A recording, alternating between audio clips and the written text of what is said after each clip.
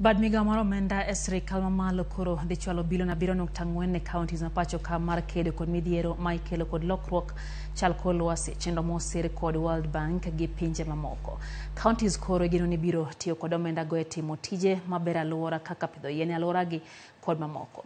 Mano oyangi kod jatend migawo mar omenda Njuguna Ndung'u molose romo mano oting'o governors mawuok e alwora mar Imbo mar piny Kenya ma ong'ere ni Lake Region Economic Block e boma ma Kisumu.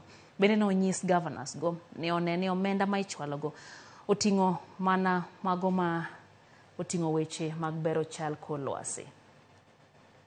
This engagement underscores the unwavering commitment of the government of Kenya to combat climate change and even the effects of climate change, and to reverse these negative effects. The resources will be provided, but please remember, it is programmed for performance. We want some results. Performance resources will follow performance. Most of the pollution, from our lakes, from our towns, is all being discharged in the lake, and that's why we have major problems in the lake as a result of that.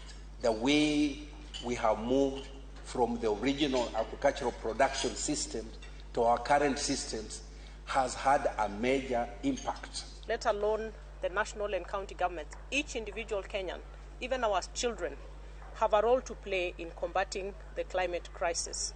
So it's very unique. We have agreed that we are going to work closely together with all the 47 counties, and particularly for these lakeside counties and the support of the German government.